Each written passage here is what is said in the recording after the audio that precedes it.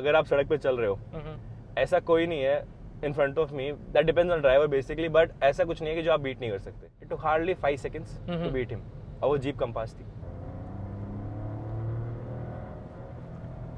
मतलब 80 पहुंच जा रही, पता नहीं चल रहा। अच्छा वेट गेन, स्टीयरिंग में अच्छा वेट गेन, बहुत प्यारी आवाज। ये जो गाड़ी आप फ्रेम में देख रहे हो, इसने बहुत माहौल बना रखा है। माहौल इसने लॉन्च पे भी बनाया था, लॉन्च के बाद से ज़्यादा माहौल इसने बनाया पिछले 3-4 महीने में, जब से इसकी सेफ्टी रेटिंग आई है। लोग तो भाई पागल हो गए, जो ओनर्स हैं उनको तो भाई एकदम फूले नहीं समा रहे। लेकिन मुझे ये समझ में नहीं आ रही कि भाई मारुति 5 स्टार लेके आता तो इतने खुश होते, अलग बात थी। इतना तो पता ही था लाना ही है, लेकिन इसकी सच्चाई क्या है? जिस आदमी ने इसके ऊपर 19 लाख रुपए खर्च करे हैं, by the way top model है, जिस आदमी ने इसके ऊपर 19 लाख रुपए खर्च करे हैं, उसकी क्या राय है इस गाड़ी के बारे में वो जानते हैं। तो हमारे साथ हैं इस गाड़ी के owner Sandeep ji. Sandeep ji, you are welcome to the frame. और पूछेंगे हम इनसे सवाल, कैसे खुश हैं, ना खुश हैं, कहाँ से कैसे मिली, क्या प्लान था, यही क्यों ली, पैसा बहुत था, मतलब बहुत सारी चीज़ें। तो पहले तो मुझे ये बताओ संदीप भाई कि यही क्यों? Basically being a Volkswagen driver, तो सीधी बात है, स्कॉडा वॉक्सवैगन सेम है, तो मेरे लिए इनसे बेटर कुछ नहीं है, safety wise, performance wise, build quality wise, तो बस। और क्या, मारुति थोड़ी ले सकता है वॉक्सवैगन चलाने के बाद। तो इससे पहले आप पोलो चला रहे थे? पोलो चला। कितनी चलाई आपने पोलो? 10 साल। 10 साल आपने पोलो चलाई। करीब कितने लाख किलोमीटर? 2,20,000 के आसपास। 2,20,000। मतलब चूस लिया आपने उस गाड़ी को। खर्चा कितना दिया उस गाड़ी ने? खर्चा इनिशियली तो कुछ नहीं दिया, सर्विस कॉस्ट थी, बाद में जब पुरानी हो गई तो 10 साल बाद तो गाड़ी मांगती है।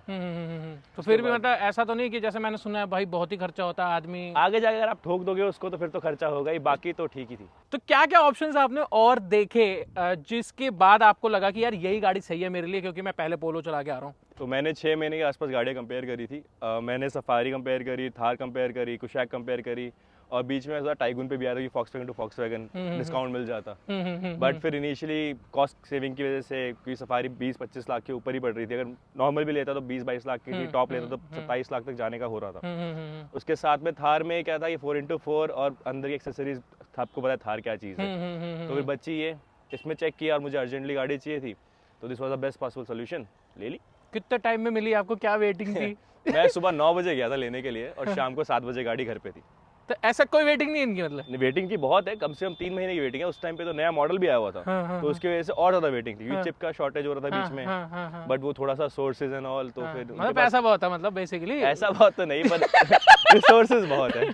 अच्छा। एक गाड़ी एक खड़ी थी, मुझे ब्लैक चाहिए थी, बट उन्होंने बोला एक वाइट मॉडल हमारे पास खड़ा है, तो किसी ने बुक कराया था, कुछ मिसकम्युनिकेशन हो गया, कुछ हो गया, तो मैंने कहा ऐसा करो मुझे दे दो। उन्होंने बोला कैसे दे दे, फिर we had a word and eventually शाम को 7 बजे तक गाड़ी घर पे थी। मतलब सुबह, मतलब सोच के गए थे घर लेके आऊंगा, ले आऊंगा। ठीक है जी।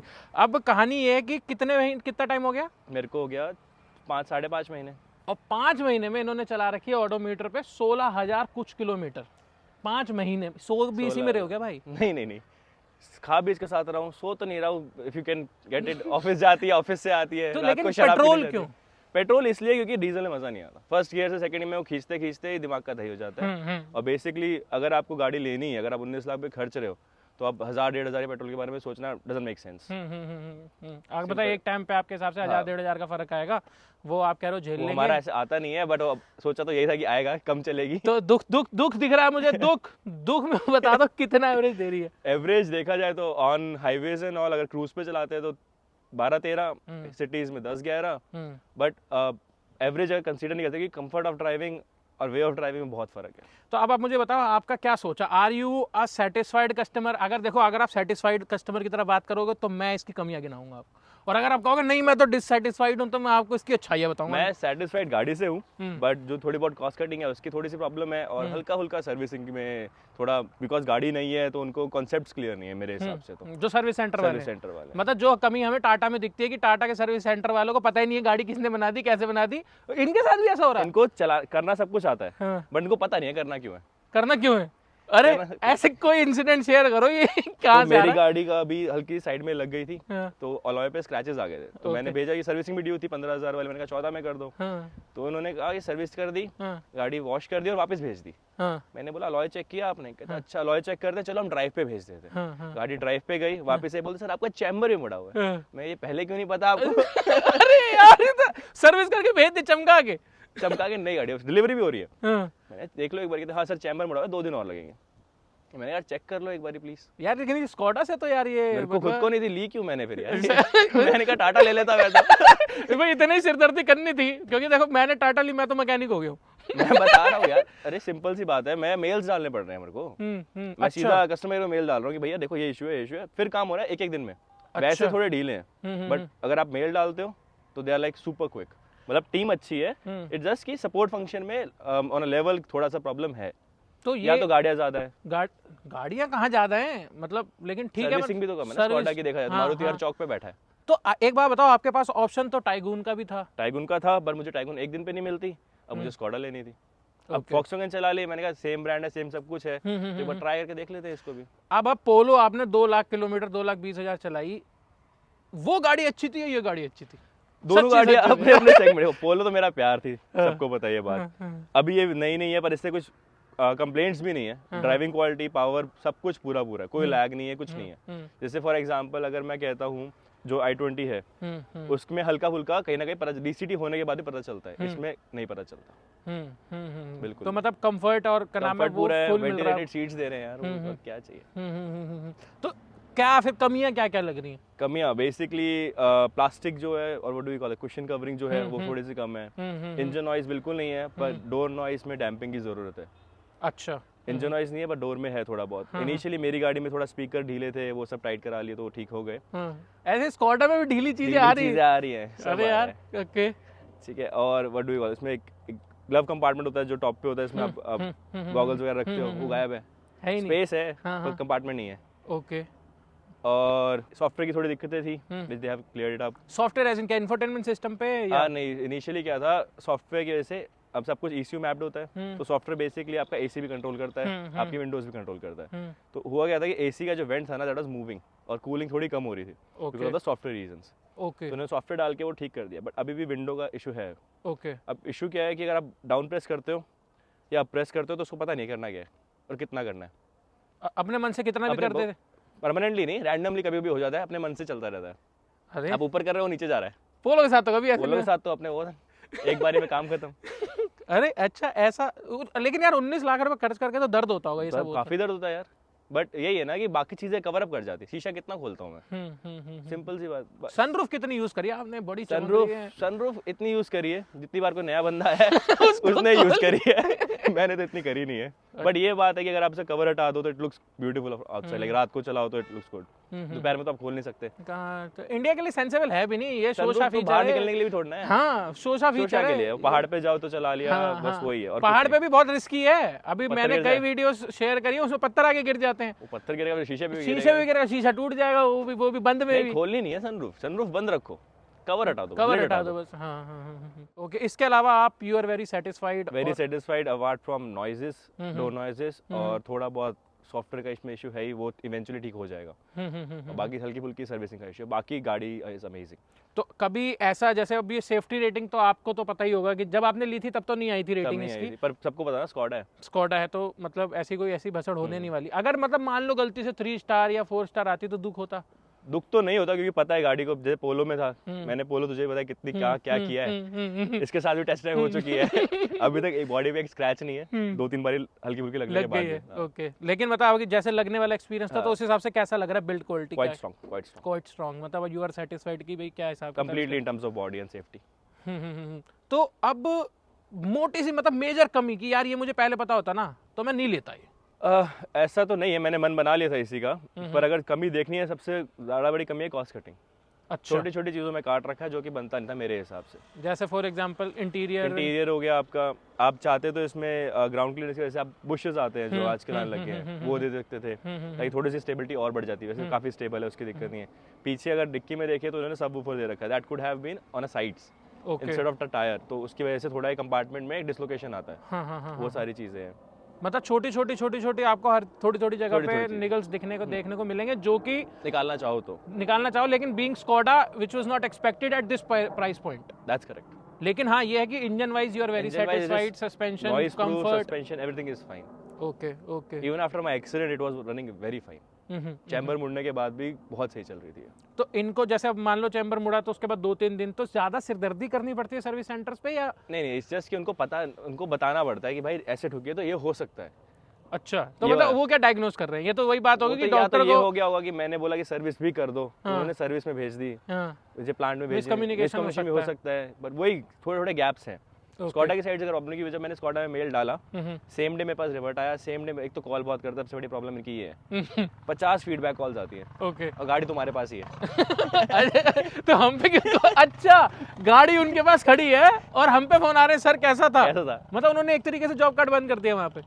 ठीक है, मतलब ये है कि हो सकता है कि गाड़ी कम्युनिकेशन वाली बात है, सर्विस वालों ने बंद कर दिया होगा, अब प्लांट वालों ने रोका हुआ होगा, वो वाली चीजें होती हैं। भाई इंडिया की फेवरेट गाड़ी है क्रेटा, ठीक है, चलो ठीक है, थोड़ी महंगी थी, आपका पैसे ज़्यादा खर्चने का मन कर रहा था, लेकिन अगर आप पैसे बचाते आप क्रेटा भी ले सकते थे, तो क्रेटा क्यों नहीं ली? क्या एक्सपीरियंस, क्रेटा चला के देखी थी, क्या था हिसाब किताब? तो मेरे पास क्रेटा थी पहले। अच्छा। डीजल क्रेटा थी, वही सेम टॉप मॉडल था। ओके। क्रेटा में कंफर्ट ज्यादा है, मैं मानता हूँ, लग्जरी ज्यादा है, मैं मानता हूँ, बट ड्राइविंग स्टाइल लगो आपका, जैसे हम लोग चलाते हैं थोड़ा सा रेस पे पावर देके थोड़ा सा ऐसे खींचते हुए गाड़ी, तो आप क्रेटा में और इसमें बहुत डिफरेंस है। बीइंग अ डीजल तो भी बहुत डिफरेंस था। वो क्रेटा डीजल आप चला रहे थे और ये स्कॉडा पेट्रोल, तो वो बेच दी आपने? उसका मॉल फंक्शन हो गया था थोड़ा सा, तो वो बेच दी। माल फंक्शन कैसे? आप तो बता रहे थे ठुक गई थी वो, तो उसमें डैमेज ज्यादा हो गया था, मतलब वो टोटल लॉस हो गई थी। भाई सब ठीक है? सब बढ़िया, पीयूष चला रहा था। तो गाड़ी खत्म कर दी आपने? गाड़ी खत्म कर दी।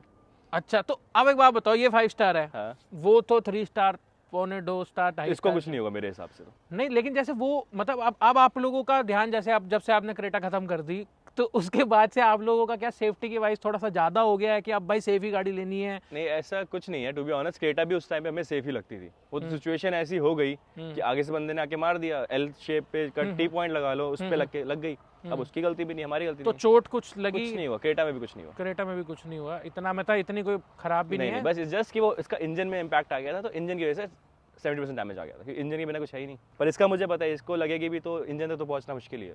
नहीं, तो इसका ये मतलब थोड़ी है आप ऐसा तेज तेज चलाने लग जाओ, ऐसा 100-120। उस टाइम भी रेड लाइट से धीरे से जा रहे थे, वो सामने से इको स्पोर्ट वाला तेज आ रहा था। इको स्पोर्ट वाला बच गया, उसकी भी खत्म। दो टोटल लॉस होगी, आदमी सही बाहर निकला। आदमी सही बाहर है, फिर दोस्त बन गए वो लोग। कि भाई तेरी भी खत्म, मेरी भी खत्म, क्या कर सकते हैं। तो चलो आप थोड़ा सा चला के देखते हैं, थोड़ा सा इनका चलाते हुए एक्सपीरियंस बताएंगे, थोड़ा सा अपना चलाते हुए एक्सपीरियंस बताएंगे, और देखेंगे कि क्या सच में 19 लाख रुपए खर्चना इस गाड़ी के लिए वर्थ है कि नहीं। तो अब यहाँ जैसे बहुत ही खराब रास्ते, ऐसे खराब रास्तों पे चलाई थी आपने? मैंने हाँ ऐसे बहुत चलाई है यार, और बिल्कुल भी कंफर्ट में डिस्कंफर्ट नहीं आया। बस हल्का फुल्का पत्थर उछल के लगता है, वो तो चाहे आप हवाई जहाज लिया उसमें भी लगेगा ही। बाकी you can see it yourself, कुछ हल्का सा भी नहीं लग रहा कि गाड़ी लग रही है या फिर कुछ आवाज आ रही है। तो जैसे अब ये है, कहने को तो मतलब एसयूवी है, लेकिन एसयूवी वाला फील है या हैचबैक वाला फील है? इन बिटवीन फील है। अगर देखा जाए तो, अगर आपके आगे सैंट्रो चल रही है तो एसयूवी वाला फील है, अगर आपके साथ अभी स्कॉर्पियो चल रही है, कहाँ आपको लग रहा है कि इतनी हाइट पे हो आप? मतलब आप ज्यादा कंफर्ट ओरिएंटेड हो, आपको ये नहीं कि मुझे ऊपर बैठना है, नीचे बैठना है, मुझे मजा आना चाहिए गाड़ी चलाने में। कंफर्ट होना चाहिए और गाड़ी में पावर होनी चाहिए। तो जैसे अभी आपकी ऑटोमेटिक है, तो इसमें कोई गियर शिफ्टिंग में कोई लैग या कुछ ऐसा? मेरे पॉइंट ऑफ व्यू से तो बिल्कुल भी नहीं है। मैंने और भी ऑटोमेटिक है मेरे पास, उनमें हल्का फुल्का फिर भी आ जाता है, इसमें मुझे दिखा नहीं। लेकिन एक बार बताओ, स्टेबिलिटी की बात अगर मैं करूँ तो पोलो चलाने वाला, पोलो से 19 है या 21 है? देखा जाए ऑन लविंग साइड पोलो से 19 है, on engine side, on power side पोलो से 21 है। तो पोलो जो थी आपकी वो पेट्रोल थी? पोलो पेट्रोल थी। पोलो भी पेट्रोल थी आपकी। तो पेट्रोल मतलब you have been a petrol head, आपको डीजल गाड़ी का इतना मतलब समझ में कम आती है। That's true. ओके, आपको मतलब आपको इनिशियल एक्सेलरेशन और पूरा एकदम पिकअप चाहिए बेसिकली। अब इसमें मुझे जो इतने पैसे खर्च करके जो एक कमी लगती है, वो लगती है कि 360 कैमरा नहीं है। आप क्या कहते हो इस बारे में? दैट इज ट्रू, 360 कैमरा आजकल काफी गाड़ियों में आ रहा है, तो इसमें भी दे सकते थे, और कुछ मिलता है तो अच्छा ही लगता है। तो 360 camera will be a better option. अभी कंपैरेटिवली जो कैमरा है हल्का सा ऑन द लोअर एंड है और ऑन द कंफर्टेबल एंड। अगर आपको गाड़ी बैक करनी है बहुत भीड़ भाड़ वाली जगह में, तो हल्का फुल्का आदमी सोचता है। अगर 360 होता तो आदमी बिल्कुल भी नहीं सोचता, क्लियरली जाता। इनिशियली क्या आया था इसके अंदर कि ब्रेक्स में इश्यू आ रहे हैं, ओके, और पूरी दुनिया डर रही थी कि ब्रेक्स में इश्यू क्या होगा। कैसा इशू था, क्या इशू मतलब? मैं आपको बता देता हूँ कि अगर आप इसमें हाइड्रोलिक पावर ब्रेक्स है, तो हाइड्रोलिक पावर में क्या होता है, ऑयल से कंप्रेशन होता है। ओके। तो वो आपके डिस्क के साथ चिपक जाता है। ओके। आप जैसे ही खड़ी गाड़ी, जैसे रेड लाइट पे खड़ी है, अगर आप तेज से लगे आपने कंप्रेशन से लॉक किया है, तो उसको अनलॉक होने पे हल्का सा नॉइज आता है। ओके। तो लोगों ने उस नॉइज को सोच लिया कि ब्रेक खराब है, ब्रेक में इश्यूज है, जबकि that is a normal function. जिस गाड़ी में हाइड्रोलिक ब्रेक्स होंगे वो करेगी ही करेगी। आप उसमें अंदर परमानेंट ऑयल नहीं डाल सकते कि वो ना करे, और अगर नहीं करेगी तो उसका मतलब है आपकी ब्रेक्स में दिक्कत है, क्योंकि आपकी डिस्क को पकड़ के रख नहीं पा रही। Okay. That is a braking issue. लेकिन तब जाके मतलब तब जब आपने एकदम से सडन ब्रेकिंग करके एकदम जाम कर दी गाड़ी और उसके बाद आप फिर उठा रहे हो वापस। ओके। जो कि इंडिया में लोग करते ही हैं। कोई रेड लाइट देख के धीरे गाड़ी नहीं चलाता, हर रेड लाइट में जाके करना ही पड़ेगा हर रेड लाइट इंसान को। ओके। ओके। जो कि इशू नहीं है, नॉलेज कम थी लोगों के पास पहले। तो ये नॉलेज आपको किसने दी? सर्विस सेंटर वालों ने जब मैंने उनकी जान खा ली। ओके। क्या क्या केस हुआ? मतलब हर चीज पे आप मेल कर देते हो क्या? मैं हर चीज मेल नहीं करता, बट मैंने सिर्फ सर्विसिंग के लिए मेल करी। जब मुझे पहली बार इशू आया था, जब मेरी पहला एक्सीडेंट हुआ था, तब मेरे को थोड़े से इशू आए थे, तब मैंने मेल करी। Then I got a person who is assigned to me. तो अब मैं सीधा उनसे बात करता हूँ कि आप मुझे बताओ क्या इशू है। तो उन्होंने बोला सर आप नई गाड़ी चला के देख लो। तो मैंने नई गाड़ी भी चलाई, मैंने 1 साल चली हुई गाड़ी भी चलाई, जो आपकी ड्रिवन कार्स होती हैं, जो आप टेस्टिंग के लिए देते हैं, वो लोग। तो वो गाड़ी भी चलाई, उसमें भी था। फिर उसके थोड़े दिनों बाद, आई डोंट टेक कर नेम, एक काफी अच्छी गाड़ी भी चलाई मैंने, उसमें ही वो इशू था। ओके। तो ये इशू नहीं है बेसिकली? इशू नहीं है बेसिकली, एक नॉलेज गैप है जो कि हाइड्रोलिक में आ ही रहा है, आता ही है। अब क्या पता टेक्नोलॉजी और अच्छी हो जाए, एडवांस हो के वो ठीक कर दे, but for now I don't see anything. अगर आप सड़क पे चल रहे हो, ऐसा कोई नहीं है in front of me, that depends on driver basically, but ऐसा कुछ नहीं है कि जो आप बीट नहीं कर सकते। मतलब अभी तो हम ड्राइव पे चला रहे हैं, ये अगर हमने स्पोर्ट्स पे डाला या मैनुअल पे डाला, प्लस आपके पास पेडल शिफ्टर्स है। तो एक बार एक जीप कंपास थोड़ा सा रैश हो रहा था, तो डीएनडी की बात है ये, तो मैं चल नई गाड़ी है टेस्ट कर लेते हैं। It took hardly 5 seconds to beat him, और वो जीप कंपास थी। मतलब आप ताबड़तोड़ तरीके से चलाते हो, ऐसा प्यार से चलाने वाले इंसान हो नहीं आप, मतलब अब वो कह सकते हैं, बट ऐसा भी नहीं है कि मैं रैश चला रहा हूँ, क्योंकि गाड़ी में कंट्रोल पूरा है, as you can see control कहीं मिसिंग नहीं है। तो आप इसको थोड़ा सा रैश या थोड़ा सा तेज चला सकते हो, आपका कंट्रोल लूज नहीं होगा। And that is from a security stand point, कि आपको डर नहीं लगेगा कि आपकी गाड़ी आपको धोखा दे देगी। Full confidence. Full confidence. ठीक है साहब, चलते हैं, चला के देखते हैं।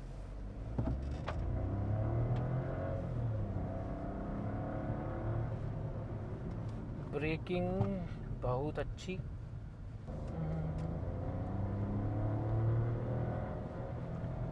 मतलब 80 पहुंच जा रही, पता नहीं चल रहा। काफी अच्छी स्टेबिलिटी, स्टीयरिंग उस हिसाब से वेट गेन कर रहा है। और अगर स्पीड ब्रेकर्स आ रहे हैं तो भाई बहुत तमीज से जो है इसके सस्पेंशन, ये देखो तगड़ा स्पीड ब्रेकर था, बहुत तमीज से इसके सस्पेंशन जो है वो हैंडल कर रहे हैं इस चीज को। और इसकी जो आवाज है ना वो अच्छी लग रही है। इनफैक्ट मतलब मान लो छोटा इंजन है, टर्बो लगा दिया है इसमें, और लेकिन जो आवाज आ रही है वो आवाज में अच्छा लग रहा है, आवाज आ रही है तो जैसा वो सिंक्रोनाइज्ड आवाज, हाँ एकदम जी जी जी ऐसी वाली, जो मतलब इतनी बुरी नहीं लग रही आवाज जैसे हम बाकी टर्बो इंजन में सुनते हैं। अजीब सी आवाज लगती है, मतलब अगर आप खींचने की कोशिश करते हो तो गाड़ी कहती है क्या कर रहा है क्या कर रहा है, लेकिन ये ऐसा लग रहा है कि सपोर्ट कर रही है ये आवाज। मतलब कुल मिला के अगर सर्विस कॉस्ट का पंगा ना हो